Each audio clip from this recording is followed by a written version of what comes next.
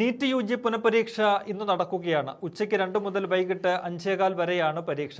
May മാസത്തിൽ നടത്തിയ പരീക്ഷയിൽ വൻ ക്രമക്കേട് നടന്നെന്ന് കണ്ടെത്തിയതോടെ അത് റദ്ദാക്കിയിരുന്നു. തുടർന്നാണ് പുനഃപരീക്ഷ നടത്താൻ തീരുമാനിച്ചത്.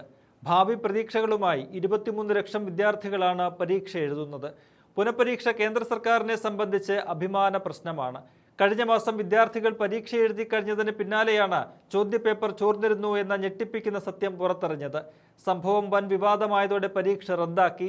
പുനഃപരീക്ഷ നടത്താൻ തീരുമാനിച്ചതോടെ പല വിദ്യാർത്ഥികളും മനമെടുത്ത് ആത്മഹത്യ ചെയ്തു. വർഷങ്ങളുടെ പരിശീലനത്തിന് ഒടുവിലാണ് വിദ്യാർത്ഥികളെല്ലാം പരീക്ഷ എഴുതുന്നത്.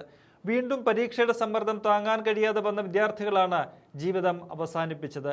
വീണ്ടും എഴുതുന്ന പരീക്ഷയിൽ പരാജയപ്പെടുമോ എന്ന ആശങ്ക ഇവരെ അലട്ടിയിരുന്നു. സംഭവം ലോക്സഭാ പ്രതിപക്ഷ നേതാവ് രാഹുൽ ഗാന്ധി ഉൾപ്പെടെ ശക്തമായി ഉന്നയിക്കുകയും വൻ പ്രതിഷേധങ്ങൾ ഉയർത്തുകയും ചെയ്തു.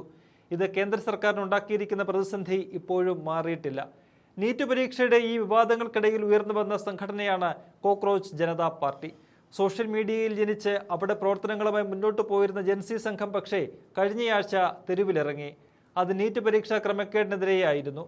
രാജ്യതലസ്ഥാനമായി ദില്ലിയെ വിറപ്പിക്കുന്ന സമരമാണ് അന്ന് കണ്ടത്.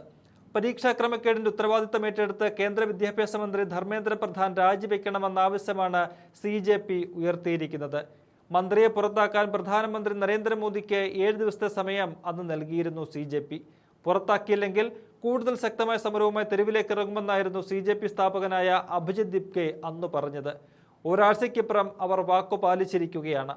ഇന്നലെ ജന്തർ മന്ദിറിൽ CJP പ്രവർത്തകർ ശക്തമായ പ്രതിഷേധവുമായി ഇറങ്ങി. മന്ത്രി രാജിവെക്കാതെ പിന്നോട്ടില്ലെന്ന നിലപാടിലാണ് CJP. ഇന്നലെ രാത്രിയും സമരം തുടർന്നു.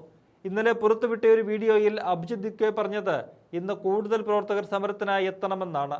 ആഹ്വാനം ഏറ്റെടുത്ത് നിരവധി യുവാക്കൾ ദില്ലിയിലേക്ക് ഇരച്ചെത്തുന്ന കാഴ്ചയാണ് ഇന്ന് കാണാൻ കഴിയുന്നത്.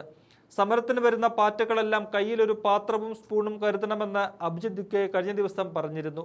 അങ്ങനെ പാത്രവും സ്പൂണുമായി എത്തി അത് കൊട്ടിയാണ് ഇന്നലെ CJP പ്രവർത്തകർ സമരം നടത്തിയത്. മുൻപ് കോവിഡ് മഹാമാരി കാലത്ത് പാത്രം കൊട്ടി കോവിഡിനെ അകറ്റാൻ മോദി രാജ്യത്തോട് ആഹ്വാനം ചെയ്തത് നാം കണ്ടതാണ്. കോവിഡിനെ പാത്രം കൊട്ടി അകറ്റിയതുപോലെ ധർമ്മേന്ദ്ര പ്രധാനെയും കേന്ദ്ര സർക്കാരിനെയും പാത്രം കൊട്ടി അകറ്റേണ്ടതാണെന്ന് പരിഹസിക്കുകയായിരുന്നു സമരക്കാർ.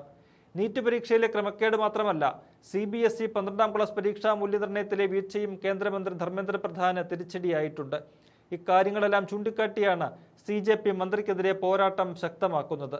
എന്നാൽ ഇത്രയും വീഴ്ചയുണ്ടായിട്ടും മന്ത്രിയെ രക്ഷിക്കുന്ന നിലപാടാണ് മോദി സ്വീകരിച്ചിരിക്കുന്നത്. എന്നാൽ അതിന് തങ്ങൾ വഴങ്ങില്ലെന്ന് ഉറച്ച ശബ്ദത്തിൽ പറയുകയാണ് പാറ്റകൾ.